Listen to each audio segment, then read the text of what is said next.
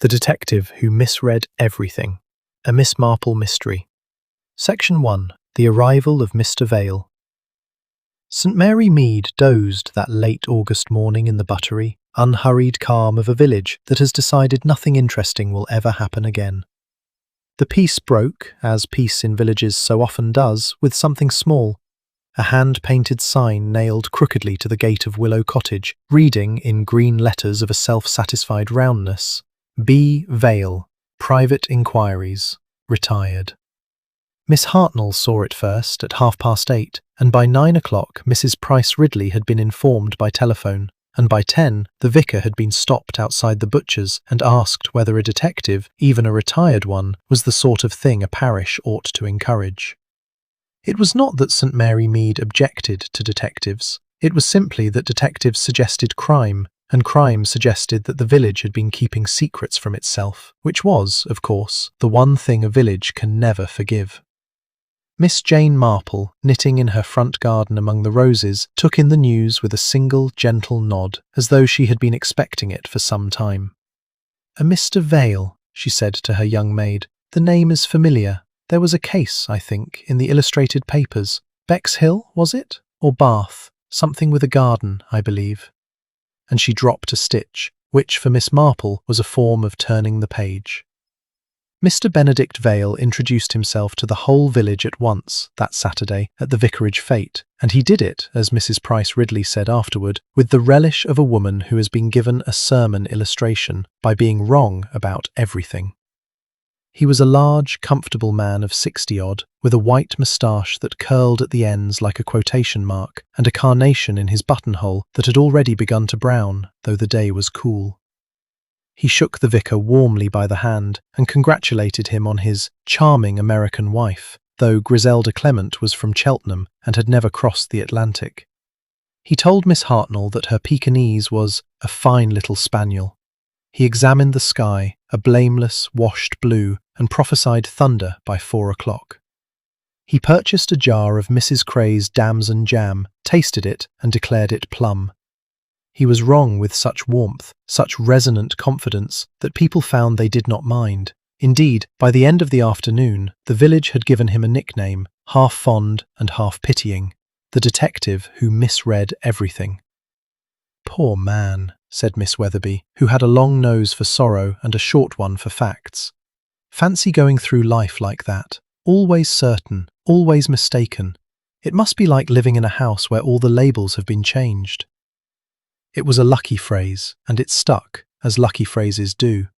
It stuck because of the plant stall. The plant stall was the pride of the fete, presided over by Mrs. Trevelyan of the Old Hall, whose hobby, the word is too small, her passion, her obsession, was her garden, and specifically her herbaceous borders, which were said to be the finest in the county, and were certainly the most elaborately labelled. Every clump in Mrs. Trevelyan's garden wore a little painted sign, lettered in green paint in her own elegant, sloping hand, Latin name, common name, and a note, often whimsical, as Melissa, lemon balm, for the nerves, or Borrego, borage, for courage.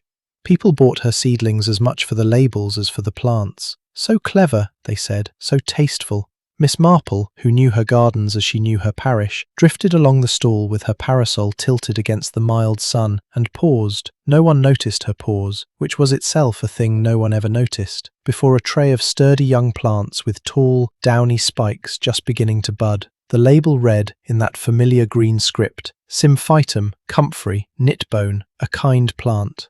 "A kind plant," Miss Marple repeated softly, in the tone of a woman greeting an acquaintance she is not quite sure of. She looked at the downy leaves a moment longer, then she moved on to the teas. Mrs. Trevelyan herself held court in the tea tent, a tall woman of perhaps 55, handsomely dressed in a shade of violet that a less confident woman would have feared, with grey hair rolled high and a manner of gracious command that made the whole fete feel like an audience she had kindly granted. She had been a widow twice over, a first husband long ago, somewhere down in Sussex, and then Colonel Trevelyan, who had left her the hall and a comfortable fortune, and she had ruled the village's better feelings for 15 years with a firm, jewelled hand. Beside her, pouring, fetching, remembering who took sugar and who did not, moved her companion, Miss Price, a small, neat woman of 40-odd, with smooth brown hair and the self-effacing competence of those who are paid to be indispensable and unnoticed. "Your chamomile, Mrs. Trevelyan," Miss Price said at 4 o'clock precisely, setting down the little flask and cup that Mrs. Trevelyan always brought to public occasions, for she trusted no tea but her own, a tisane she took for her heart, on Dr. Haydock's advice, prepared from her own garden and carried in her own flask. "Careful, it's hot." "You are a treasure, Ethel," said Mrs. Trevelyan, and it was said kindly, with the kindness of a woman who has never once imagined that a treasure could turn in the hand that held it.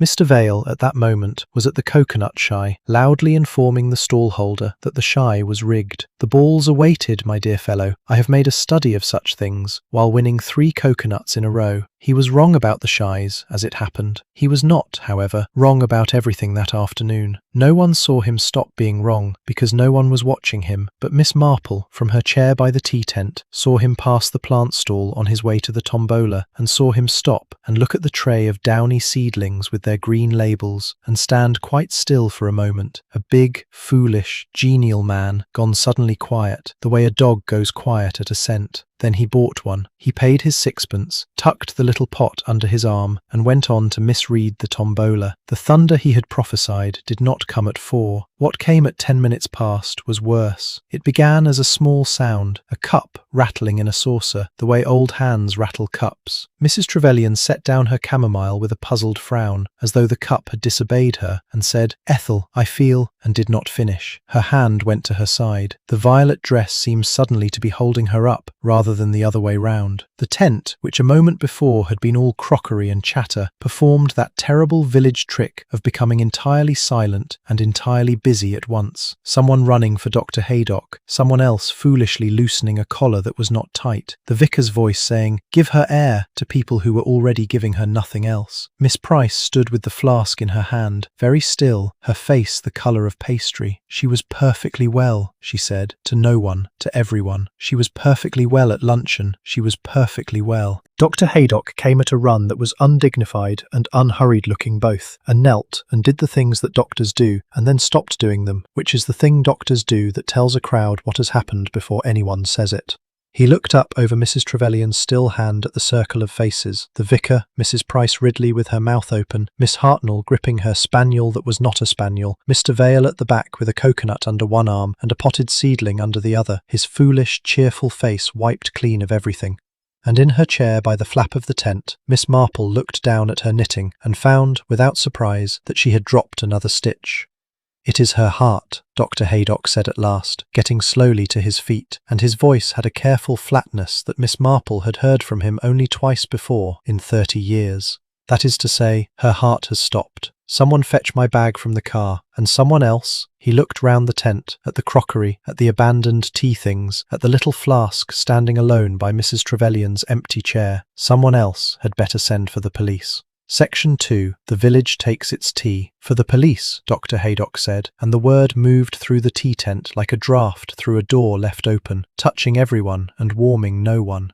It was Miss Price who moved first. She set the flask down on the trestle table, carefully, precisely, as though it were made of something more fragile than tin, and then did a thing that several people remembered later, and none of them agreed about. She picked it up again and carried it out through the back of the tent toward the washing-up stall, saying in a high, bright, housekeeping voice, "We mustn't leave things standing. She would hate a muddle. She always hated a muddle." Constable Polk arrived within the quarter hour, bicycle clips and all, and stood in the tent entrance with the solemnity of a man who has policed whist drives for 11 years and is now required to police death. He took names. He moved nobody home and nobody anywhere, in the manner of a man building a dam with teaspoons, until Inspector Slack drove up from Much Benham in a car that announced his temperament before it announced him. Slack was a hard, energetic, black-haired man who regarded St. Mary Mead as a place where elderly ladies made difficulties on purpose. He looked at the body, now decently covered, at the tea-things, at the list of names, and then at Constable Polk's notebook, and said what inspectors say when they wish to sound as though the case were already solved. Natural causes, most like. Woman her age, known heart weakness, excitement of the day. But we'll have a look. He had the cup and flask conveyed, with some difficulty, for the flask had already been washed and set to dry among the jam jars, to the analyst at Melchester. "Routine," he said, in the tone of a man who does not believe in routine, but believes very much in the impression it makes. The inquest was opened on the Monday and adjourned for a fortnight, as inquests are, and the funeral took place on the Wednesday, in a church so full that the porch was crowded with those who could not get in. Mrs. Trevelyan went to her grave under a mountain of white chrysanthemums, and the whole county agreed, in the hushed and satisfied tones of people coming out of a very good service, that she would be a loss, and that the hall would never be the same, and that the flowers had been a credit to everybody. The fate dismantled itself around the tragedy, with the guilt of an invited guest who has stayed too long. Stalls were struck quietly, bunting came down as though it had been caught showing off, and the village did what the village does, which is to say, it went home and began, instantly, to talk.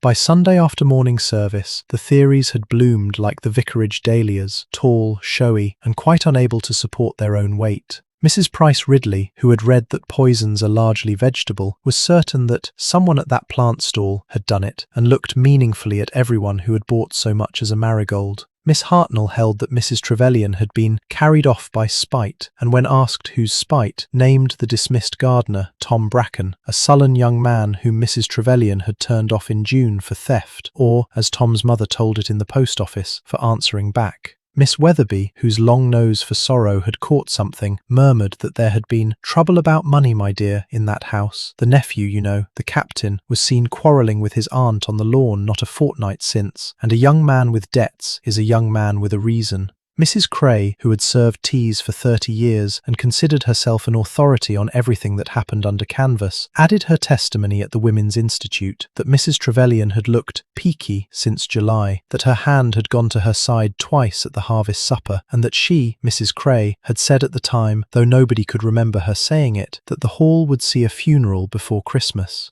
It was wonderful, the things people found they had said at the time. It was at this point, as the little group stood by the lich gate in the mild gold of the September morning, that Miss Marple was observed to be listening. She did it in the way she did everything, by appearing to be doing something else. She was examining the vicarage flower border over the wall and making small, appreciative sounds about the phlox, and all the while her soft blue eyes moved from face to face with the mild, unsurprised attention of a woman watching birds at a feeder. "You were there, Miss Marple," said Miss Weatherby, turning. "At the fete. Did you notice anything? Anything at all?" "Only that everything was very nice," said Miss Marple. "The teas were excellent, and the band played, and Mrs. Trevelyan was kind enough to admire my parasol, and Mr. Vale won 3 coconuts." She smiled her gentle, woolly smile. "It is strange, is it not, how a man can be so clever and so often mistaken? Though I dare say," she added, as though the thought had only just drifted into her head like thistledown, "that is a great deal safer than the other thing." "What other thing, Miss Marple?" "Being mistaken about people," said Miss Marple, "and being believed," and she looked at the phlox again and would say no more. Mr. Vale himself had an opinion, and the village heard it before Monday was out, because Mr. Vale's opinions were not kept, but published. He buttonholed Inspector Slack outside the Blue Boar, and later held forth in the bar parlour to anyone who would stand him a glass, and his theory had all the ringing certainty that his fete day pronouncements had had. "The gardener," he said, "mark me, dismissed for theft, nursing a grievance, knows the garden and what grows in it, for if this was not natural death, and I smell that it was not, then it was vegetable, and vegetable means the garden, and the garden means the gardener. I have seen it a dozen times. The obvious man is obvious for a reason, gentlemen." He said it so well that half the village believed him by Tuesday, and the other half believed him by Wednesday, when the analyst's preliminary report came back from Melchester, and Inspector Slack drove into St. Mary Mead, looking like a man whose bath had run cold. For the report said that Mrs. Trevelyan's heart had not simply stopped, it had been stopped, overwhelmed, the analyst wrote, by a massive dose of digitalin, the active principle of the foxglove, administered within hours of death, most probably by mouth. Mrs. Trevelyan had been poisoned, and the poison, as Mr. Vale had so resonantly declared in the Blue Boar, was vegetable. The village received this news with the horror it professed and the pleasure it did not, and 2 things happened in the same week. The first was that Mr. Vale's stock rose enormously. The detective who misread everything had, it appeared, read the one thing that mattered, and people began to say that perhaps the foolishness was an act, that the great man had been playing the goat all along, that you could not fool a professional. Mr. Vale accepted these revised opinions with a modesty that had a strut in it. The second thing happened more quietly. Miss Marple, walking back from the butcher's on Thursday, came past the old hall's walled garden, where the door in the wall stood ajar, and where Miss Price, in gardening gloves, could be seen through the gap on her knees among the borders, doing a thing that Miss Marple stood and watched for a full minute through the gatepost, her parcels in her arms, her mild face quite unreadable. Miss Price was taking out the little green labels from one of the borders, one by one, and putting them in her apron pocket. And behind her, the tall spikes of the plants she had unlabelled swayed in the September wind, spikes hung with the drooping, thimble-shaped bells, purple spotted within, that every cottage child in England is taught not to touch. The foxgloves were losing their names. Section 3. The Obvious Man. The foxgloves are losing their names, Miss Marple thought, standing by the gatepost with her parcels growing heavy in her arms, and the thought pleased her in the way a dropped stitch pleases a knitter who has been looking for the mistake, not because it is welcome, but because it is found. Inside the walled garden, Miss Price went on kneeling among the borders, working down the row with the steady patience of a woman shelling peas, and the little green signs disappeared into her apron pocket, one after another.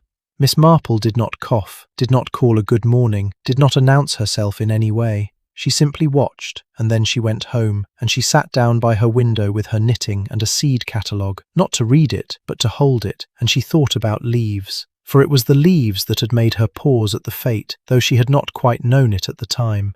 Comfrey is a rough plant. Its leaves are bristly, like the chin of a man who has not shaved, and any village boy who has ever gathered it for a poultice knows the prickle of it. The seedlings on Mrs. Trevelyan's tray, with their soft grey down, had been nothing of the kind. Miss Marple had gardened for 60 years, and she knew a foxglove in its first year as well as she knew her own nieces.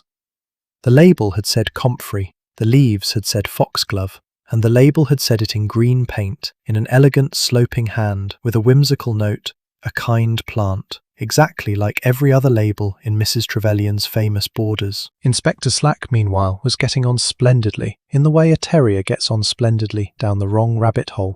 He interviewed the household at the old hall in the morning room, with Constable Polk writing in his notebook and the September sun lying in pale bars across the carpet. Miss Price answered everything quietly and correctly. Yes, she had prepared Mrs. Trevelyan's tisane every day for 3 years. Chamomile from the garden, dried in the still room, brewed at luncheon and carried in the flask to be drunk at 4. No one else touched it. No, she had noticed nothing unusual in the garden. She was only a companion, she said, with a small, apologetic smile. She ordered the household and remembered the birthdays, but the garden was Mrs. Trevelyan's own kingdom, and she, Ethel Price, scarcely knew one leaf from another. Yes, she had washed the flask. It was habit, she said. Mrs. Trevelyan hated a muddle. Her voice did not break when she said it, and that, somehow, was worse than if it had. Captain Hugh Trevelyan, the nephew, was interviewed next, and he was everything a nephew with debts ought to be. Tall, brown, handsome in a slightly battered way, and frightened in a way he clearly despised in himself. Yes, he had quarrelled with his aunt a fortnight ago. About money, since they would find out anyway. He had asked her for a loan. She had refused, and he had said things he was ashamed of. No, he had not been at the fete. He had been in London since Tuesday, at his club, licking his wounds, and there were a dozen men who could swear to it. Aunt Agatha was. She was not an easy woman to love, he said, and looked out of the window at the famous borders. But she was not hard to admire, if you take the distinction. She ran this place like a regiment. Even the plants had to answer to their names. "Meaning, sir?" said Slack. "Meaning the labels," said Hugh. "Everything labelled, everything in its place. She used to say a garden without labels was just a field. I told her once it was the only place in England where the flowers had to carry identity cards." He laughed, and the laugh broke off in the middle, and he looked older for a moment, and rather better than his debts. Tom Bracken, the dismissed gardener, came last, and came badly.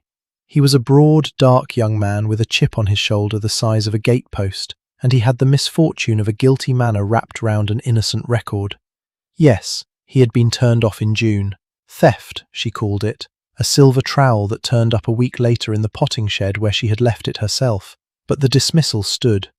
Yes, he had been near the hall on the morning of the fete. He had come to the village to see his mother, and he had walked past the wall because the footpath goes past the wall, And if that was a crime, then half the parish was in the dock. No, he had not spoken to Mrs. Trevelyan. No, he bore her no goodwill whatsoever, and he was not going to sit there and pretend otherwise for the sake of appearances. Slack liked him for it immensely. Grievance, he said to Polk afterward, ticking it off. Opportunity, passes the wall that morning, knows the garden, knows the still room, knows her habits, knowledge of plants, 5 years her gardener, and a manner, mark you, that no jury will take to. It's the gardener, Constable.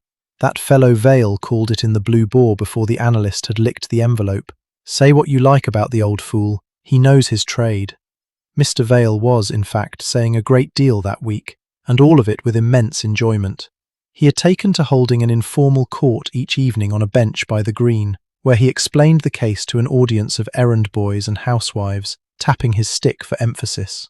The criminal, ladies and gentlemen, is a creature of habit, and so, the police never grasp this, is the victim. Mrs. Trevelyan drank her tisane at 4 o'clock every day of her life. The whole county knew it. When a habit is public property, the murderer does not need to be clever, he only needs to be patient. The gardener is a patient trade, Q-E-D.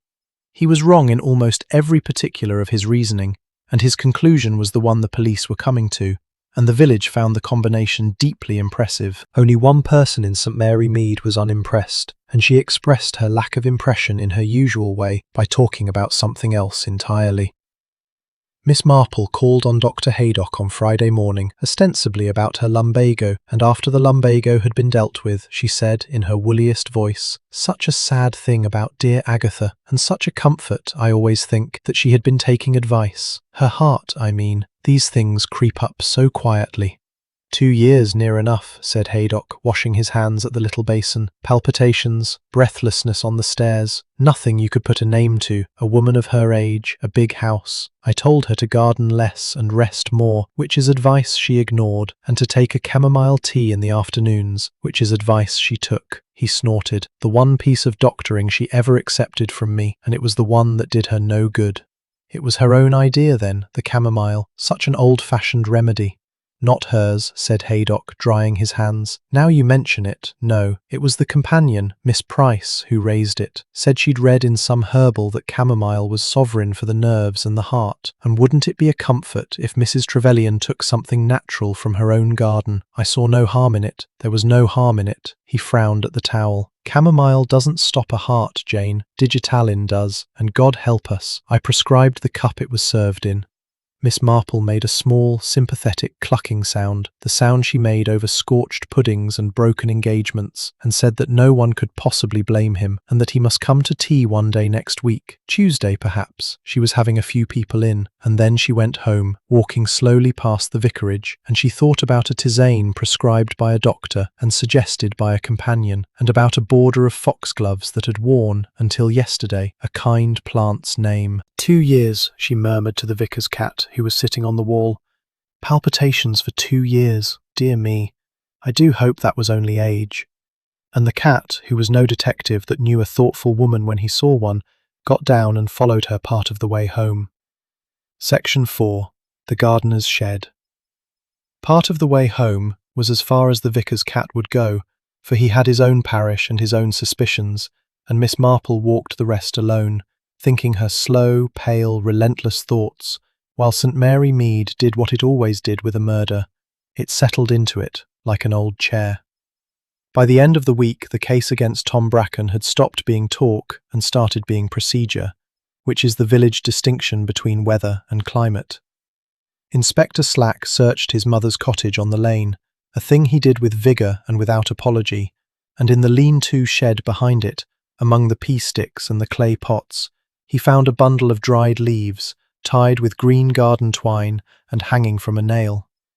Tom's mother, a small, fierce woman with a face like a clenched fist, said they were comfrey, for her rheumatism, that her boy had gathered for her in the summer, as he did every summer, and that the inspector was welcome to boil them and rub them on his own joints, which she could name a joint to start with. The analyst at Melchester named them differently. Dried foxglove leaves, he reported, 2nd-year growth, rich in digitalin. And the green twine, Constable Pork noted with the quiet pride of a man contributing at last, was the same green twine sold by the spool at the village shop and used, by the 100 yards, in the old hall garden. It was enough. It was, indeed, more than enough, and Slack took Tom Bracken to Much Benham for further questioning on a grey Tuesday morning, in a car, while the lane pretended not to watch from behind every curtain. He was not charged, not yet, but the village heard the word arrest the way it heard all words, arriving before the fact and staying after it. Mr. Vale received the news on his bench by the green with the satisfaction of a prophet whose thunder had, for once, arrived on schedule. "I told you," he said, not unkindly, to his congregation of housewives. "The obvious man is obvious for a reason. We dress detection up in science, ladies, but 9 times in 10 it is nothing but gardening. You find the man with dirt on his hands.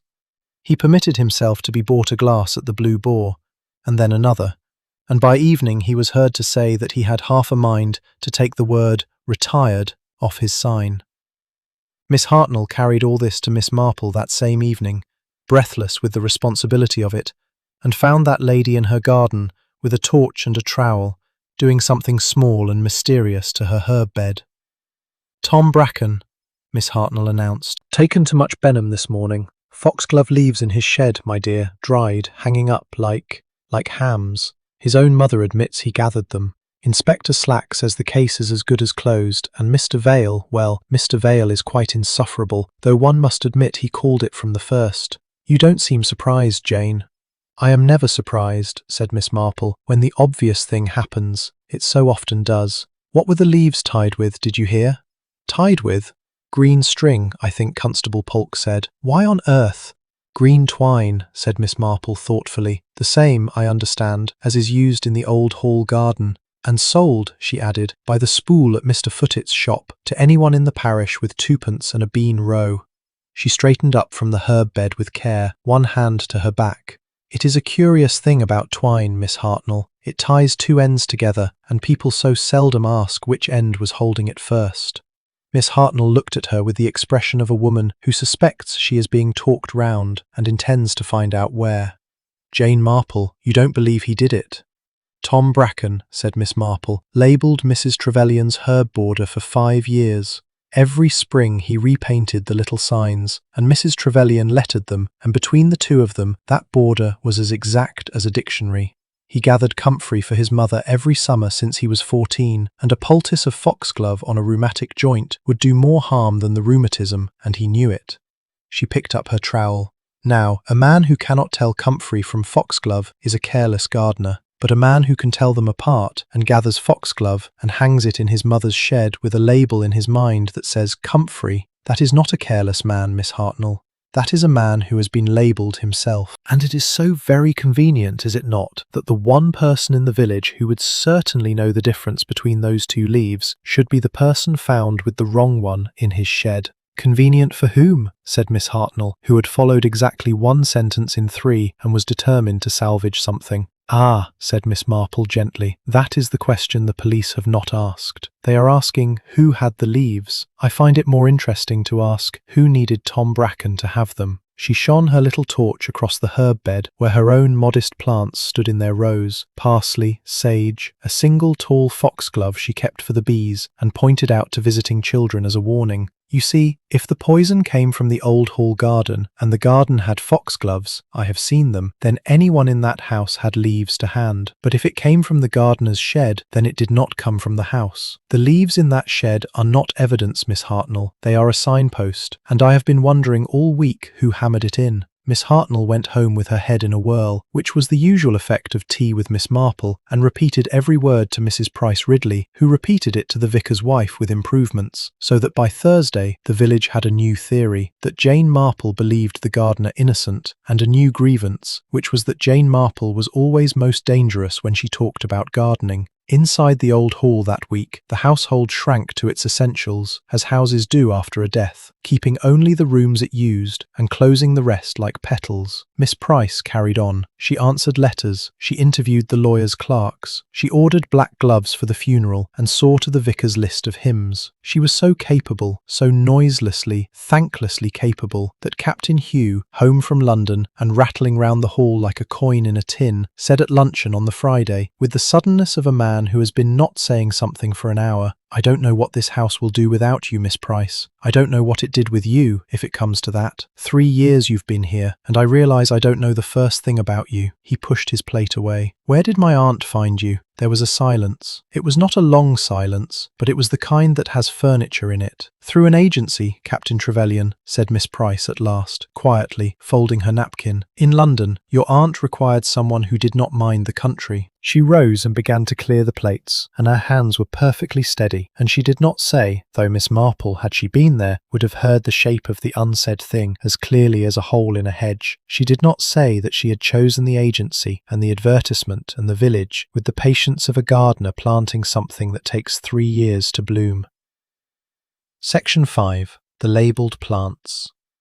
3 years to bloom was not a thing Miss Price said aloud, and Captain Hugh Trevelyan was not the man to hear the shape of an unsaid thing. He was a soldier, and soldiers are trained to notice movement, not stillness. He let the subject drop, and the plates were cleared, and the house closed over the moment like water over a stone. But the moment had a witness of its own kind, for that same afternoon, by prior arrangement, Miss Marple took tea at the old hall. A condolence call, it was called, and it was conducted with all the grave courtesy that St. Mary Mead brought to death, which is to say with good china and poor appetite. Captain Hugh escaped to the stables after 10 minutes. Miss Price poured, and Miss Marple, seated where the window light fell across her lap, admired the garden. "Your herb border," she said. "I saw it from the lane as I came in, or rather, I saw where it was. Dear Agatha was so proud of it. She showed it to me every spring for 15 years, and every spring she told me the Latin names, and every spring I forgot them again, which she said was exactly like me." She smiled her soft, apologetic smile. "I wonder, might I see it once more? For remembrance. One thinks of a person in their garden somehow, more than in their pew." It was a request no companion could refuse without seeming strange, and Miss Price was a woman who had built 3 years on never seeming strange. She fetched a shawl for Miss Marple and a key for the garden door, and they went out together into the mild September light, the little companion and the little old lady, walking down the famous borders between the tall spires of delphinium going to seed.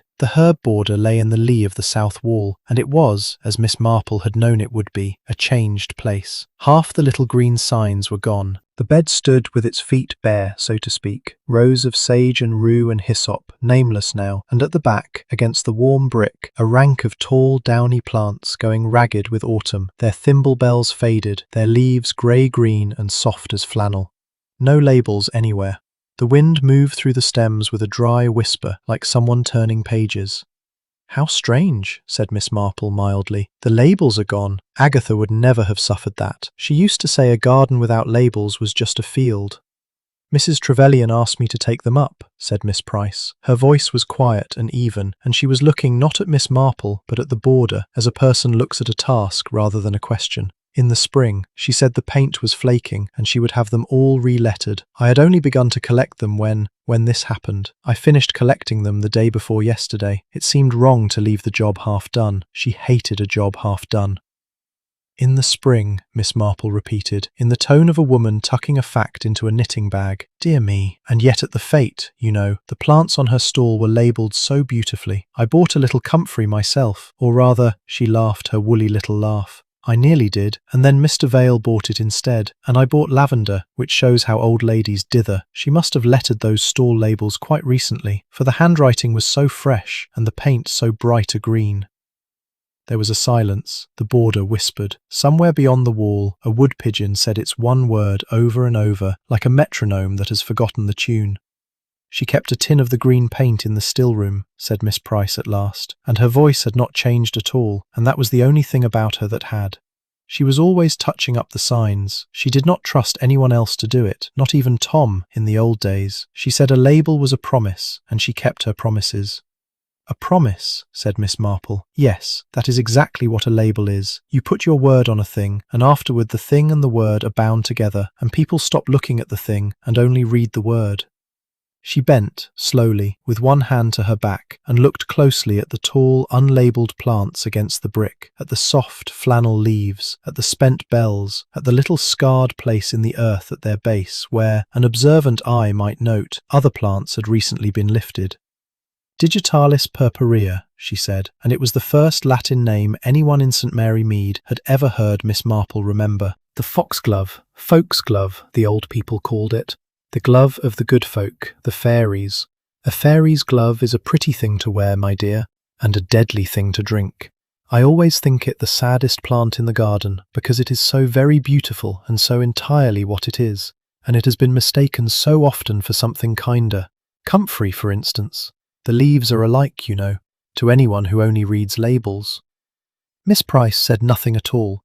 She stood with her hands folded, and the wind moved her brown skirt, and her face was as smooth and shut as a cupboard door, and if there was anything behind the cupboard door, she had had 3 years of practice in not showing it.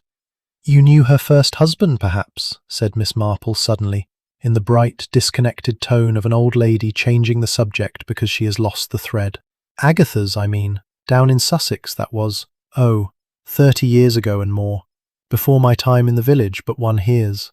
A Mr. Now, what was the name? A Mr. Harlow, was it? No, Harwood. Harsnet." She shook her head at her own vagueness. "It is gone from me. Something with an H. He died, I believe. Quite young. They do say, but one should never repeat what they say, should one? Especially when they have been saying it for 30 years and none of it was ever proved." She looked up then, directly, with her pale blue eyes, innocent as milk, and what she saw in the half-second before the cupboard door was opened and shut again, a flicker, a tightening round the mouth, the tiniest possible withdrawal, like a snail's horn touched. She folded away into her knitting bag with the other fact, the one about the paint tin and the spring.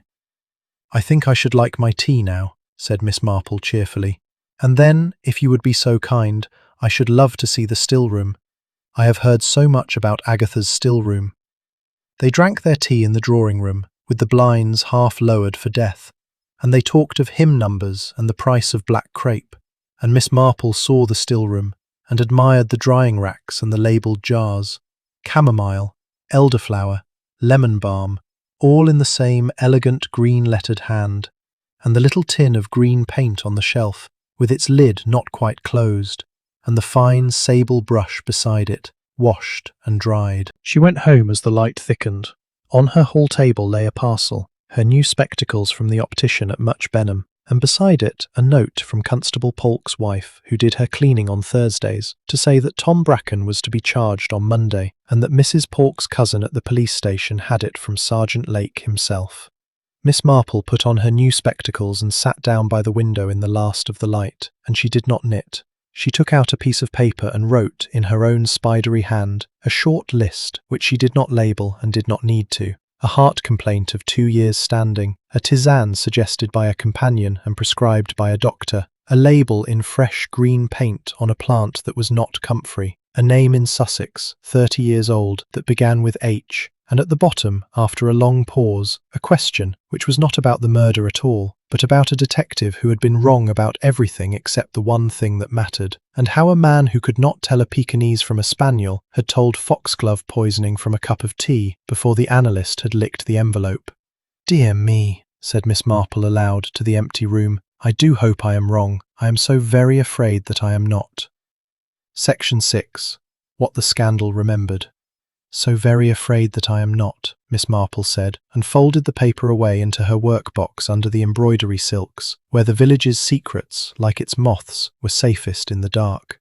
Tom Bracken was charged on the Monday, as Mrs. Polk's cousin had promised, and the village turned out to see the car go past with a decorum that fooled nobody. Mrs. Price Ridley stood on the vicarage lawn and pronounced it a judgment. Miss Weatherby stood in the post office doorway and pronounced it a tragedy, which was closer. Mr. Vale stood at his own gate, the sign beside him now freshly repainted, the word "Retired" painted out in green, and the words "By appointment" painted in, and pronounced nothing at all, which was so unlike him that several people noticed and said so, and he was heard to reply, with unusual shortness, that the law was the law, and a gentleman did not crow over a cell. Miss Marple spent the Monday writing letters. She wrote to her nephew Raymond, the novelist, in London, a pleasant, gossipy letter about the fate and the weather, into which she slipped, as carelessly as a hairpin, a request. Raymond knew everybody, and had a secretary who knew everybody else, and would he be so very kind as to look up for her, in the files of the illustrated papers, or wherever such things lived, the case of the Bexhill poisoning, for she was nearly sure it was Bexhill, some 30 years ago, in Sussex, in which a Mr. Somebody, with a name beginning with H, had died, quite young, of a failure of the heart that the coroner had looked at twice. "I believe the widow married again," she wrote, "and came, indeed, to live near us. One likes to have one's memories tidy." Raymond West, who loved his aunt with the exasperated tenderness of a clever man for a cleverer woman, put the thing in hand, and while the wheels of journalism turned in London, the wheels of scandal turned in St. Mary Mead, rather faster and with a good deal more noise. For it is the way of villages that a death acts upon the dead woman's neighbours like frost upon apples. It brings everything to ripeness at once, and half of it drops. The respectable facades of St. Mary Mead, so carefully painted, so lovingly maintained, began to crack in the week after the charging of Tom Bracken, and what showed through the cracks was not murder, it almost never is, but the small, stale, human horde behind the paint. It came out, to begin with, that Mrs. Trevelyan had quarrelled with more people than her nephew. She had quarrelled with her lawyer, Mr. Petherick, in July, about her will, about changing it specifically, and Mr. Petherick, who was discretion in a bowler hat, would say only that the matter had been resolved without amendment, and then look at his desk in a way that made plain the matter had been nothing of the kind. It came out, through the solicitor's clerk's sister, that Mrs. Trevelyan had been making inquiries, careful, lawyer-shaped inquiries, about her companion, about Miss Ethel Price's references, about the London agency, about a gap in the references where 3 years of someone's life ought to have been. It came out, through Miss Hartnell, who had it from the postmistress, who had it from the postman, that Mrs. Trevelyan had written a letter in the last week of her life to an address in Lewes, in Sussex, and that the postman remembered it because the handwriting was so elegant and the place so out of the way. And it came out, this last came out at Miss Marple's own tea table on the Tuesday, which was the day she had asked a few people in, as she had promised Dr. Haydock, that Mrs. Trevelyan had not been a happy woman in her last summer. "She was afraid," said Griselda Clement simply. The vicar's wife was young and pretty, and had the vicarage habit of hearing confessions without ever being told them. I sat with her in July when she had one of her turns, her heart, you know, and she said a strange thing. She said, "Griselda, I have kept a garden for 15 years, and I find I have been growing something I never planted." I thought it was about the garden, one does, but she wasn't looking at the garden when she said it, she was looking at the house. The little tea table was quiet. Dr. Haydock turned his cup round on its saucer. Miss Weatherby's long nose trembled with everything it was smelling, and Miss Marple, pouring with a steady hand, said in her softest voice, "Did she say anything else, my dear?" "Only one thing more, and I've wondered whether to repeat it." Griselda frowned, honestly troubled. She said, "The dreadful thing about a liar, my dear, is that you can never tell them what you know, because the moment you tell them, they know what you know." And then she laughed, and said she was being a foolish old woman, and made me promise to forget it. Griselda looked round the table. I don't think she was being a foolish old woman. I think she had found something out, about someone in that house, and she was sitting with it the way you sit with a toothache, not daring to touch it, and not able to think of anything else. And then she went to Lewes, her letter did, and a fortnight later she was dead, and the gardener is in a cell, and everyone says how convenient, and I keep thinking, convenient for whom? There was a silence in which the clock on the mantelpiece could be heard, and the vicarage rooks beyond the window, and the small sounds of Dr. Haydock not saying the several medical things he was thinking.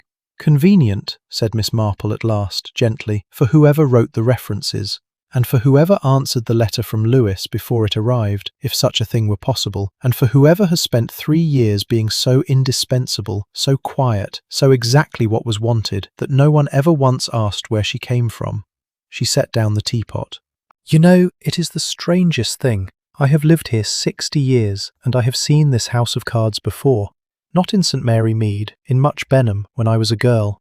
A governess, that was. So capable, so devoted, and it turned out she had chosen the family. Not the family her, chosen it years before. The way you choose a plot of ground, and everything she did, every kindness, every small forgetfulness of her own comfort, was digging. The family never knew what she wanted until she had it. People think revenge is hot, like mustard. In my experience, my dears, the worst of it is cold and perennial. It comes up every year, and it is very patient, and it does not look like anything at all until it flowers." "Jane," said Dr. Haydock, "you are talking about Miss Price." "I am talking about a governess in Much Benham," said Miss Marple placidly, "in 1887. I am an old woman, and old women talk about the past. Pass the sugar, dear." But her hand, as she reached for her knitting, went first to her workbox and touched the folded paper under the silks, as a person touches a letter they are waiting for an answer to.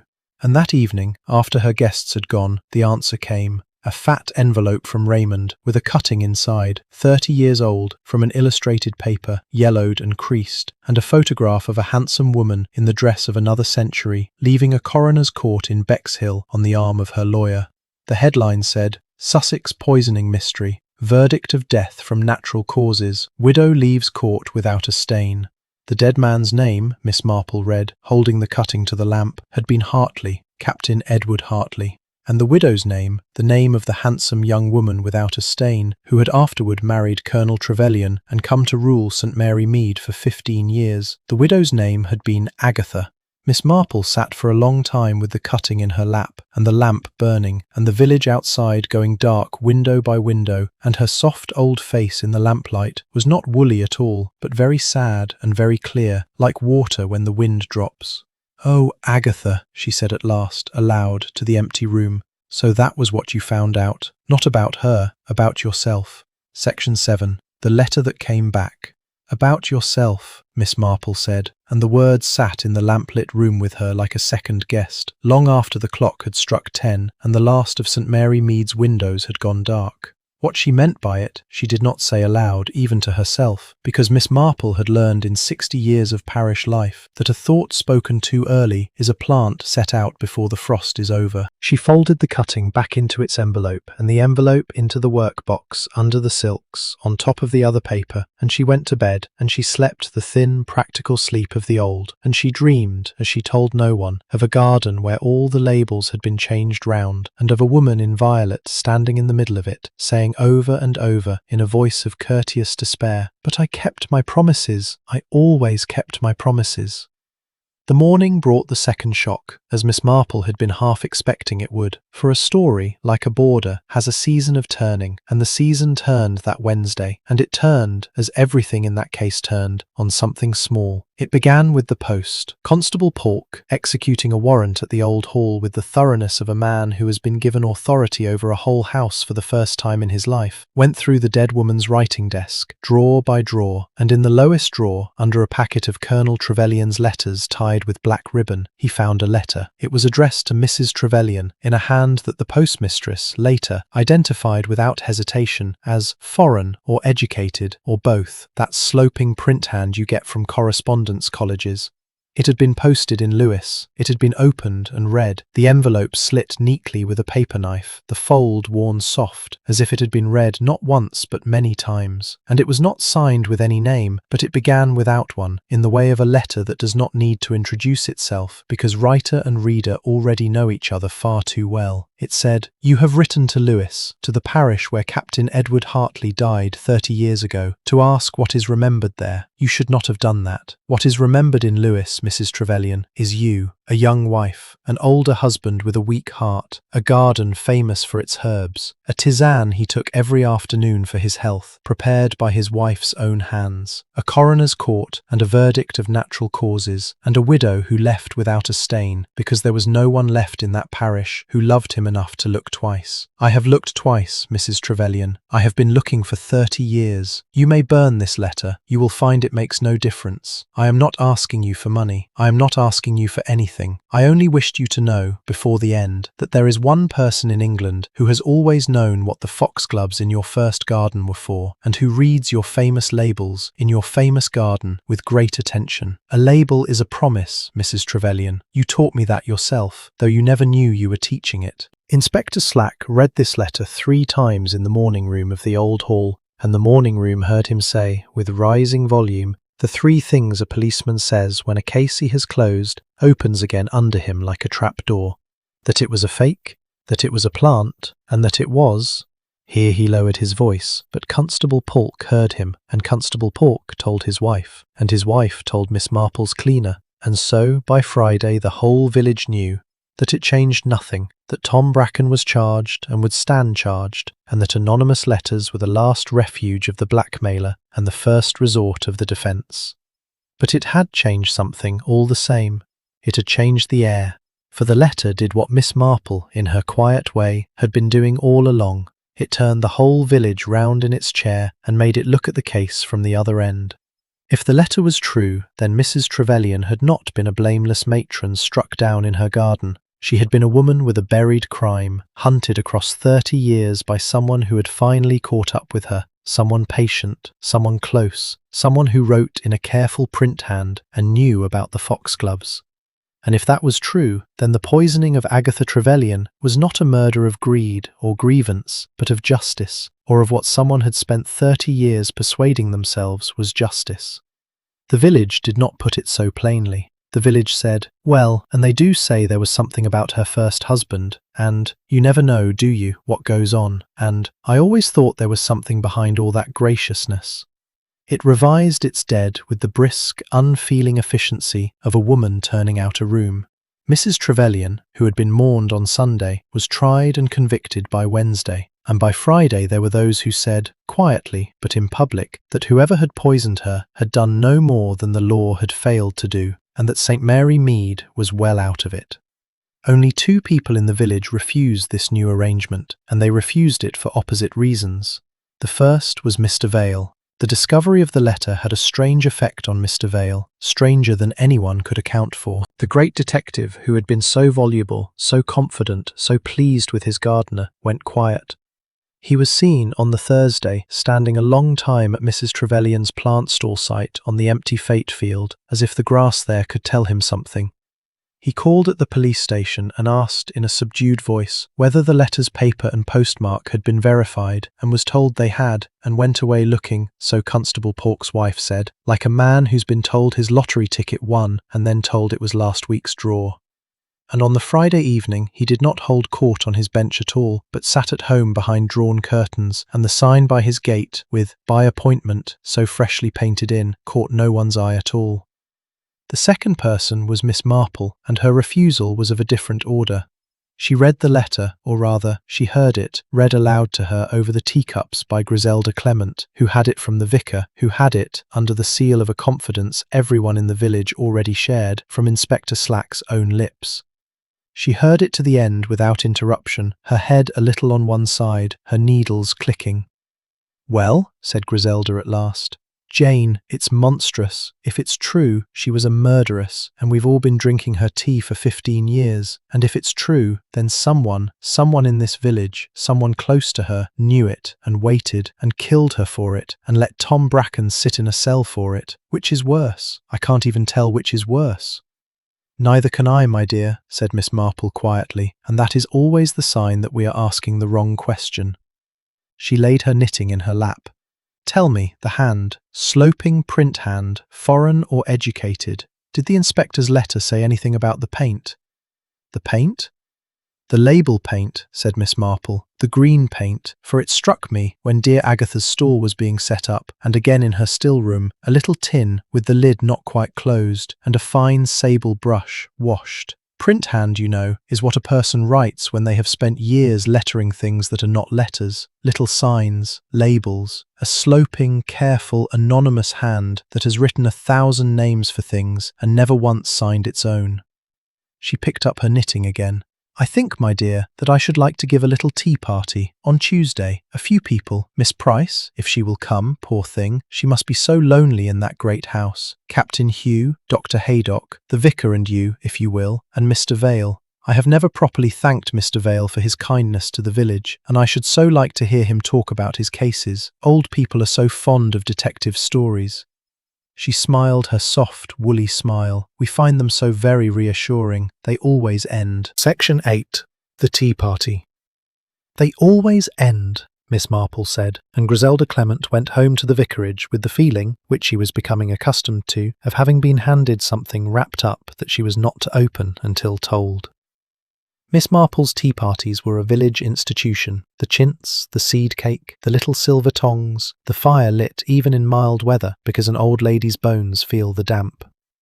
What was not an institution was the guest list for the Tuesday, remarked upon in every kitchen before the invitations were an hour old. The vicar and his wife, natural. Dr. Haydock, natural. Captain Hugh Trevelyan, a bereaved nephew, a kindness. Miss Price, delicate but defensible, and Mr. Vale. Mr. Vale, said Mrs. Price Ridley, tasting the name like a wine she suspected. At Jane Marple's, with the Trevelyan household, in the middle of a murder case. That old woman is up to something, and I have known her 40 years, and I have never once been wrong about that. For once in her life, Mrs. Price Ridley was entirely right. They came at 4. Miss Price came first, in grey, and brought a little posy from the hall garden. From the border, she said quietly. The last of the season. It seemed right. And Miss Marple took it and smelled it and said how kind, and set it in water on the table where everyone could see it. Rue and rosemary and a single stem of foxglove faded to its last bells. Captain Hugh came next, restless and brown, clearly there under protest and under orders from his own decency. The vicar and Griselda came together. Dr. Haydock came grumbling about his rounds. And Mr. Vale came last, in his best suit, with a new carnation, and if his famous assurance sat on him that afternoon, a little like a borrowed coat, only one person in the room noticed, and she was pouring tea and did not look up. The talk at first was the talk of a village drawing-room that has agreed not to mention the thing in the middle of the room. The weather, the harvest festival, the shocking price of fish. Miss Marple let it run, smiling, nodding, her needles going, and then, with the artlessness that had been taking people off their guard since before most of them were born, and is the most dangerous thing in a drawing-room, she turned the talk, as one turns a trellis to catch the sun, onto Mr. Vale. You must tell us about your cases, Mr. Vale. I have so looked forward to it. The Bexhill case now. My nephew wrote to me about it only this week. Quite a coincidence. That was one of yours, was it not? The papers made such a hero of you. The poisoning that was not a poisoning 30 years ago. Every cup in the room stopped, very slightly, on its way to its saucer. Mr. Vale beamed. It was the first time in a week anyone had seen the famous beam, and it came out slowly, like the sun from behind a cloud that is not sure it wants to move. Ah, Bexhill, he said. You've done your homework, Miss Marple. Yes, that was mine. My first case, as it happens. I was a young sergeant seconded to the county men, and it was I who, well, modesty forbids. Modesty plainly forbade nothing at all. An elderly husband, a young wife, a tisane for the heart. The county men were all for an arrest. It was I who demonstrated, to the coroner's satisfaction, that the man had been dosing himself with a quack cardiac tonic for years, full of digitalin, bought by mail order, and that the accumulation in his body accounted for everything, natural causes. The widow left the court without a stain. He took his tea from Miss Marple's hand. It made my name. I dare say it made my whole career. I have often thought a man gets one case like that, early, one case where he sees what no one else sees, and it carries him for 30 years. How remarkable, said Miss Marple softly. And the tonic, bought by mail order, you say? How very fortunate for the widow that it was. Fortunate? Mr. Vale's cup paused. That it existed, said Miss Marple. The tonic, that there was a parcel and an order and a record and digitalin that was not hers. For otherwise, you know, it would have been her tisane and her garden and her hands, and even a coroner's court might have looked twice at that. She smiled at him, innocent as milk. You saw the parcels yourself, I suppose, Mr. Vale, with your own eyes. There was a silence. It was the kind of silence that has furniture in it. The vicar looked at his wife. Dr. Haydock, who had stopped grumbling about his rounds, was watching Mr. Vale over his cup with the stillness of a man taking a pulse. Captain Hugh had stopped fidgeting, and Miss Price sat with her hands folded and her eyes on the little posy of rue and rosemary and foxglove on the table, and her face was as smooth and shut as a cupboard door, and she did not move at all. And that, Miss Marple noted, was its own kind of movement. The parcels, said Mr. Vale. He laughed. It was a good laugh, warm and genial, and it was exactly one beat late. My dear Miss Marple, it was 30 years ago. One remembers the shape of a case, not the do, the wrappings. Why do you ask? Oh, I never ask for a reason, said Miss Marple, purling too. Old women are like magpies, Mr. Vale. We pick up bright facts and never know what they are for. It is only that I have always found it so interesting, the way a reputation is made. A young sergeant sees what no one else sees, and afterward, for 30 years, everyone believes what he sees, because he saw it, that once. She looked up, and her pale blue eyes rested on him, mild as the morning. "You were wrong about the vicar's wife being American, you know, at the fete, and about Miss Hartnell's spaniel, and about the thunder, and about the jam. It was damson, not plum." She counted them on her fingers, gently, like a woman counting stitches. "You have been wrong, Mr. Vale, about nearly everything, the whole time you have been in St. Mary Mead. The village calls you, behind your back, and rather fondly, the detective who misread everything." She paused. "And yet you were the one person in the county who said poison before the analyst did. You stood in the Blue Boar before the report came back from Melchester, and you told everyone it was vegetable, and the garden, and the gardener. The one thing you could not have known, you knew. I have been turning it over and over, like a stone in the garden path, wondering why a man would come to a strange village and be wrong about everything except that." Her voice never rose. It never, in the whole of that afternoon, rose. "And I can only find one answer that fits, Mr. Vale, and I have looked for others, truly, I have. One does not like to think such things of a guest. A man who is wrong about everything is not misreading, he is misdirecting. It is a conjurer's trick. I saw it at the church bazaar in 1911. A Colonel somebody. Very good. You wave the foolish hand, the hand that gets everything wrong, and no one watches the other one. And the one thing you must get right, the thing your whole trick depends on, is the one thing you were there to arrange. You did not deduce the poison, Mr. Vale. You recognized it, as one recognizes one's own handwriting." The fire ticked. Outside, the vicarage rooks went over, late for once in a long, ragged line.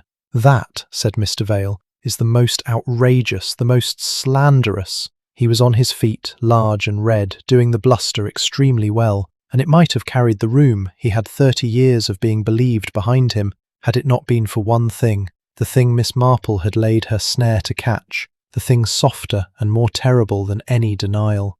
Miss Price had lifted her head, and she was looking at Benedict Vale not as a stranger looks at a slandered fellow guest, but as a woman looks at a man she has been watching for a very long time, with recognition, and with something underneath the recognition that had no kindness in it at all. And she said, in a voice so quiet that everyone in the room heard every word of it, and afterward none of them could believe it had been spoken at a tea table, "He was there."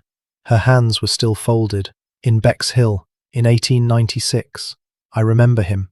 She turned to Miss Marple, and the cupboard door of her face was open now, and what was behind it was 30 years old and had not faded.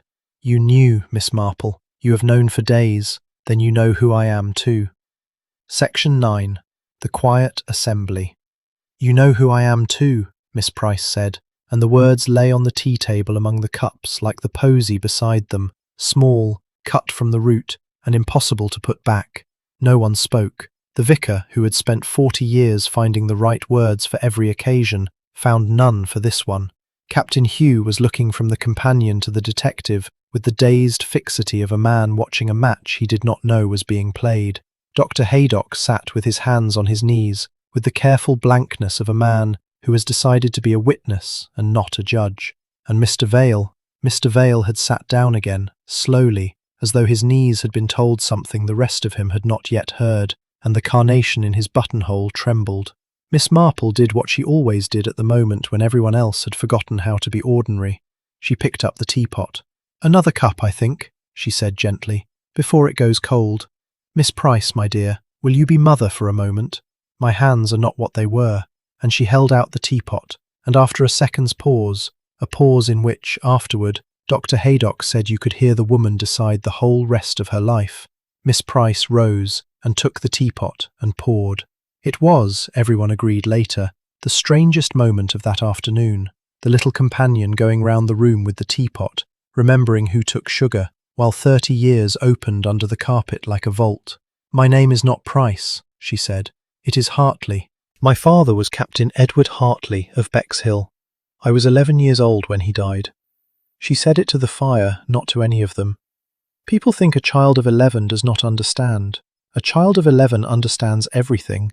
She only lacks the words, and afterward, when she has the words, no one wants to hear them. I did not imagine the garden. My mother's garden, Agatha's garden, was famous even then. She lettered the little signs herself in green paint. I used to watch her. "A label is a promise," she told me once, when I asked why she took such trouble. She said a plant deserved its true name. Her voice was perfectly level, and it was the levelness that made the vicar's wife put her hand to her mouth. My father took a tisane every afternoon for his heart. She prepared it herself. She was so attentive. Everyone said so afterward at the inquest. What an attentive wife. And I sat in the coroner's court, and I heard a young sergeant from the county police explain about the tonic, the mail-order tonic, full of digitalin, that my father had been dosing himself with for years. And I looked at my mother, and she did not look triumphant, or frightened, or anything at all. She looked. Miss Price paused, and for the first time her voice was not quite level.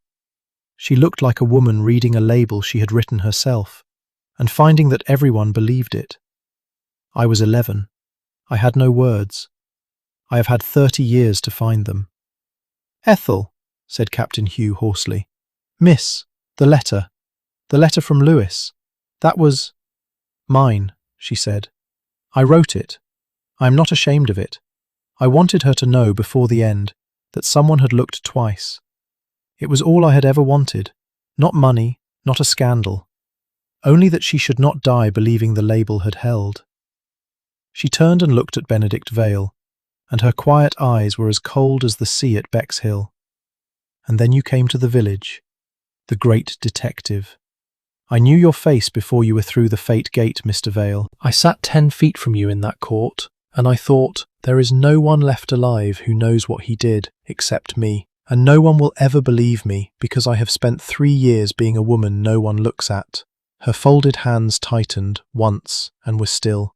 "But I did not poison her. Before God, I did not. I waited 30 years to see justice done awake, and it was done in her sleep, by someone else, and I have lost her twice." The room was very quiet. The fire settled, and the clock ticked, and outside the light was going the colour of weak tea. "And I believe you," said Miss Marple. It was said so simply, in so small a voice, that it was a moment before anyone took it in. Miss Price's head came up. The vicar made a small sound. Mr. Vale, who had been sitting like a stone, turned and stared at the old lady in the chintz chair as though she were the one solid thing in a room that had begun to turn. "You," said Miss Price. "I believe you, my dear," said Miss Marple, "because of the labels, because of what you did in the garden the day after the analyst's report. The police think you were destroying evidence, and that is what they will think if Constable Polk's wife is asked. But I watched you from the gate, and a woman destroying evidence does not do it kneeling, in the open, at 4 in the afternoon, with the gate ajar. You were not hiding the labels, my dear. You were finishing her sentence.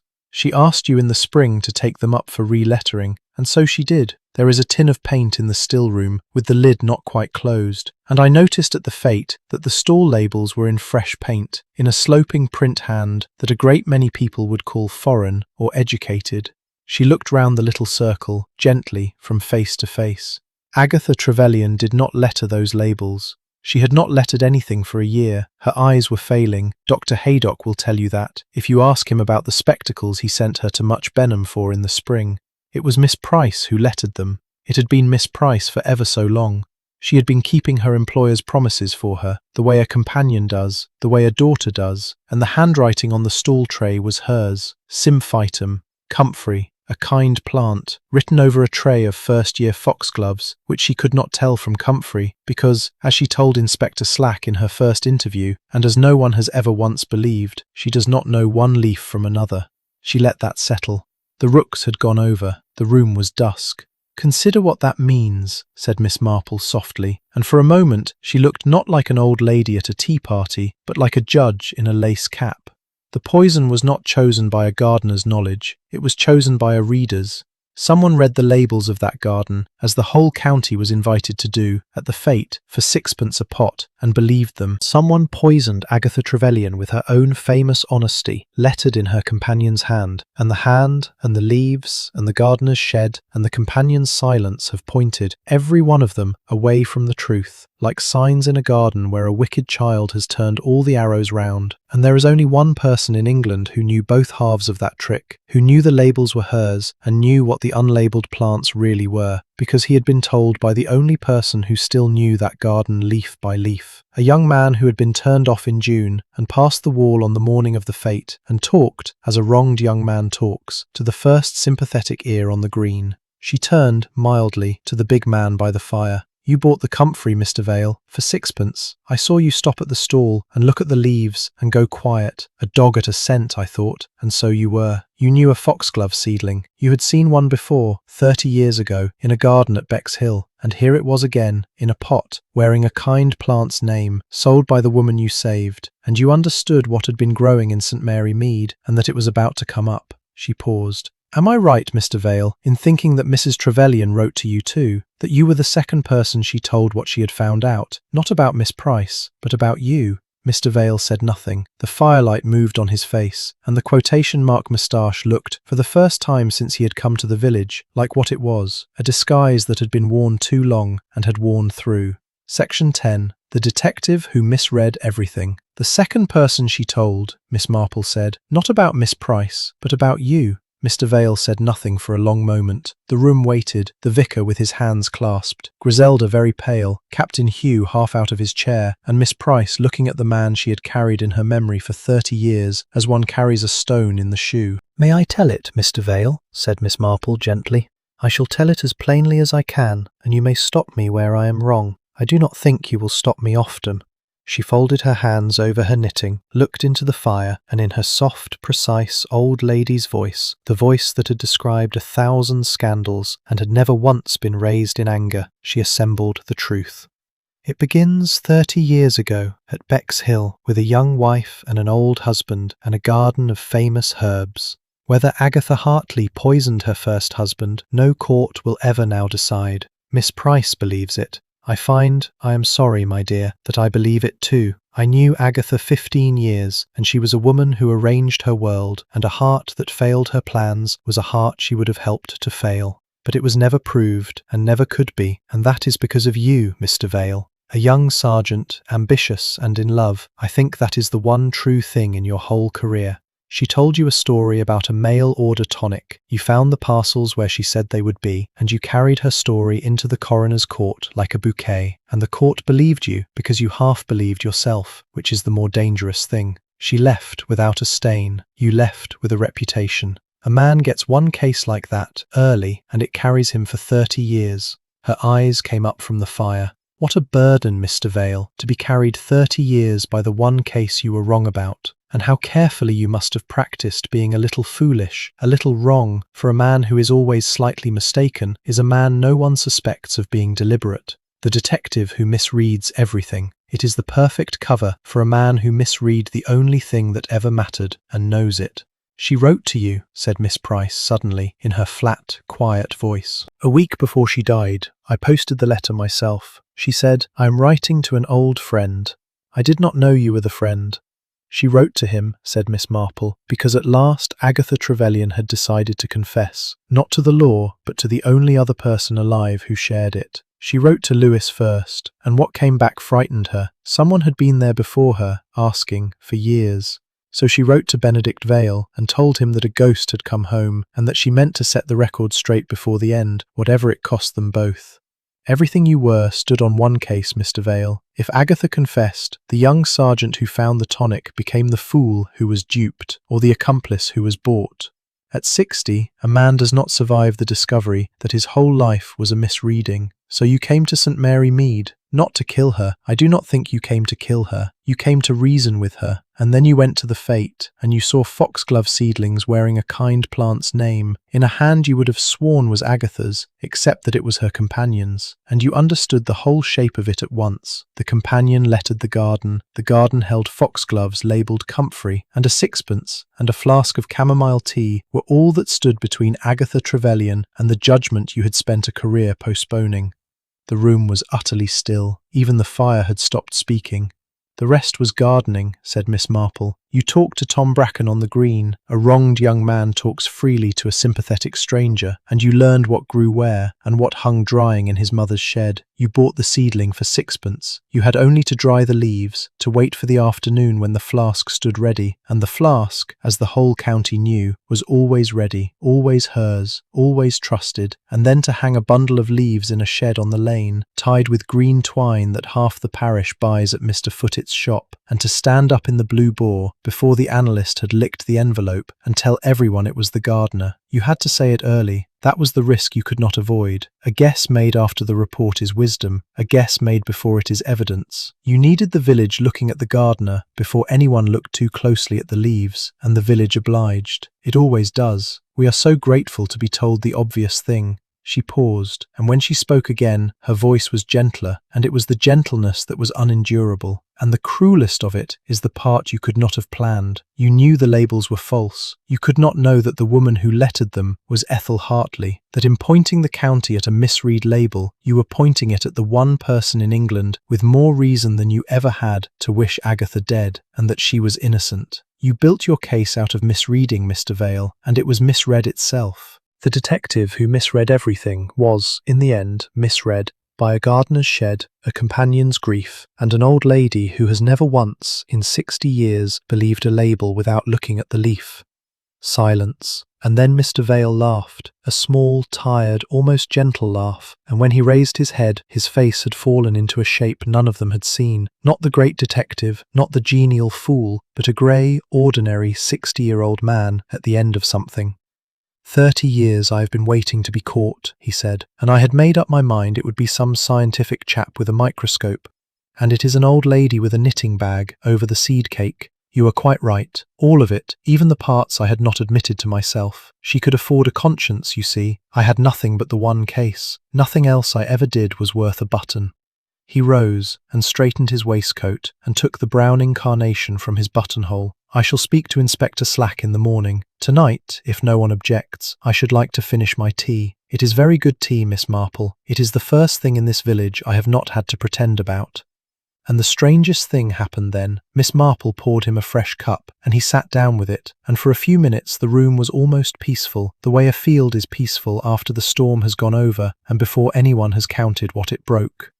It was Miss Price who broke it. She looked at the little posy on the table, the rue and the rosemary for remembrance, and the last faded bells of the foxglove, and said, in her quiet, correct companion's voice, "She asked me, the morning she died, whether I had lettered the comfrey for the stall, and I said yes, and she said, I shall hear it until I die. You keep my promises better than I do, Ethel." She knew. At the end, I think she knew who I was, and she kept me anyway. The way you keep a plant you know is poison, because it was hers, and she had grown it. We were neither of us what our labels said. The only honest thing in that house was the garden, and it was the garden that killed her. Dr. Haydock rose and stood at the window with his back to the room. Griselda was weeping without sound. The vicar had his eyes shut and his lips moving, and no one asked for whom he was praying, because it might have been any of them, and it might have been all. Miss Marple looked round at them, and her soft old face in the firelight was very tired and very kind, and not surprised at all. "Poor dears," she said, "all of you, such poor dears. We label one another so quickly, and we spend the rest of our lives trying to live up to the paint. Tomorrow there will be a great deal of unpleasantness, and it cannot be helped. Tonight, I think, we have all read quite enough." Section 11. The Garden in Winter. Read quite enough, Miss Marple said, and so they had. And presently the little drawing-room emptied itself into the September dusk, as drawing-rooms do, carrying its secrets out under hats and coats, and the house on Danemead Lane was quiet again with its fire going down. It was Dr. Haydock who walked home with Mr. Vale, the two of them going slowly down the lane without a word, neither quite guarding the other and neither quite free of him. At the gate of Willow Cottage, under the sign that still read, B. Vale, Private Inquiries, by Appointment, Mr. Vale paused and looked up at the green lettering he had painted himself, in his round, confident, self-satisfied hand. "You know, Haydock," he said, "I was never wrong about the small things by accident. A man chooses his mistakes. Mine were chosen to be harmless. A spaniel, a jam, a storm that never came. I told myself for 30 years that it proved I was still, at bottom, an honest fool." He took hold of the gate. "It proved no such thing. It proved I had learnt that labels hold. I put detective on my gate, and fool on my face, and natural causes on a murdered man at Bexhill, and every one of them held, Doctor, for 30 years. They only stopped holding today, in a room full of teacups, because one old woman in this village reads leaves instead of labels." He opened the gate. "Good night. Tell Miss Marple." He stopped, and what he said instead was, "Tell her the carnation was real. I should like her to know that something was." He went in, and in the morning, before Inspector Slack had finished his breakfast, Benedict Vale was waiting at the police station door with a written statement and a sixpenny seedling pot with a downy, grey-green plant in it, which he set on the desk like an exhibit and would not explain except to say that Miss Marple would understand. The village received it all the way the sea receives a river, hugely, greedily, and with no visible change of level. For a fortnight, St. Mary Mead could talk of nothing else, and the case was taken apart and reassembled in every kitchen until it shone. Mrs. Price Ridley had always known there was something odd about the man. Miss Hartnell had never trusted the sign. Miss Weatherby had smelt sorrow at Willow Cottage from the very first evening. Mr. Vale's bench on the green stood empty, and people walking past it lowered their voices the way they did past the church, for reasons no one could have stated. Tom Bracken came home on the Thursday in a car, with his mother's face at the window like a fist unclenching at last, and the whole lane found reasons to be out of doors. He had a letter from the Chief Constable, a gruff word from Inspector Slack, a jar of damson jam from the vicarage, and, the thing he told his mother he would keep longest, a small parcel from Miss Marple containing a new silver trowel with a card that said only, "For next year's comfrey." He was reinstated at the old hall before the month was out, at the earnest request of Captain Hugh Trevelyan, who had inherited everything, and who surprised the village by proving a quiet, decent, slightly helpless man, determined to keep the garden famous and utterly dependent, in that enterprise, on the people the case had left behind. Miss Price stayed. It was the thing the village found hardest to digest, harder than the confession, harder than the arrest, that Ethel Hartley, for she used her own name now, quietly, as one puts on an old coat that still fits, should go on living at the old hall, companion no longer, but keeper of the garden, in accordance, so it was understood, with a letter Mrs. Trevelyan had left with her lawyer, which no one outside Mr. Petherick's office ever read, and everyone in St. Mary Mead could quote. She was seen that autumn, on her knees among the boarders, and she was doing what she had been doing when Miss Marple first watched her through the gatepost, and what no one had understood until now, she was relabelling.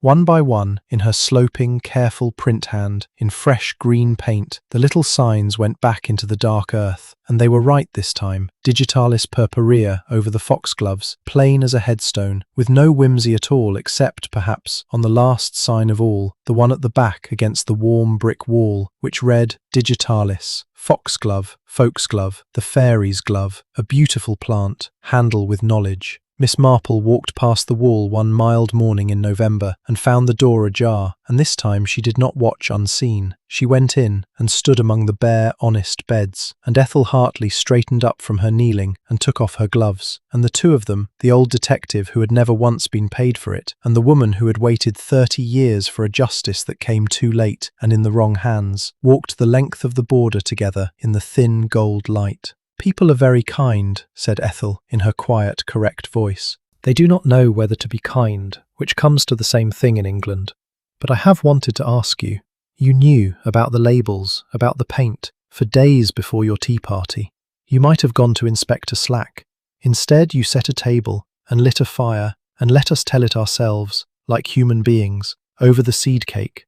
I am grateful, but I do not understand why." Miss Marple was a moment before she answered. She was looking at the foxgloves, cut back now for the winter, the tall stalks gone, the roots waiting under the earth with their terrible patience. "In my village," she said at last, "when I was a girl, there was a woman who kept the post office and read everyone's postcards, and for 40 years she knew everything about everyone and told nothing to anyone. And when she died, my dear, the parish discovered that she had spent those 40 years quietly arranging a word here, a parcel there, a door left unlocked, so that the things people deserved should find them.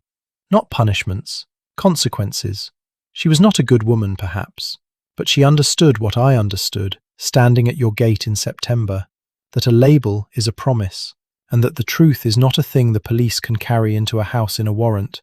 It has to be read by someone, in its own time, in its own hand. You had waited 30 years to read hers. It seemed to me, an old woman's fancy, that you had earned the reading of it." She turned up the collar of her coat against the little wind. "The garden will tell us in the spring whether we did right. It is the great advantage of gardening over detection, my dear. In a garden, what you planted always comes up, and it is always what it is, whatever you call it." They stood a while longer, and then Miss Marple went home, down the lane, past the green where the empty bench stood, past Willow Cottage where the painted sign had been taken down and the gatepost was bare, past the church where the vicar was choosing the Advent hymns with the care of a man who has learned that words are promises too. The village had already begun to forget, in its way, not the facts, which it would repeat for 30 years, but the feeling which it had spent. The equilibrium of St. Mary Mead settled back over the autumn like leaves over a bed, orderly and brown, and by Christmas the whole affair had become a story people told, which is the village way of burying its dead a second time, decently, under words. Only Miss Marple did not quite bury it. On her hall table, all that winter, stood a small pot with a downy grey-green plant in it, Mr. Vale's exhibit, returned to her by Inspector Slack with a shrug and a note, since nobody at the station wanted it. She kept it watered, and it overwintered on the table among the Christmas cards, and in the spring it would be planted out in her own herb bed at the back, against the wall, where she kept her single tall foxglove that she showed to visiting children as a warning. And sometimes, in the long evenings, with her knitting in her lap and the fire going down, she would look at the little pot and think of a garden at Bexhill 30 years dead, and a garden at the old hall newly honest, and a painted sign on a gate that had said one thing and meant another, and of all the promises made in green paint in her long, quiet, watching life, kept and broken and re-lettered at last. "Poor dears," she said softly, to the empty room, the fire, the winter, the plant. "We are all so afraid of being read." The end.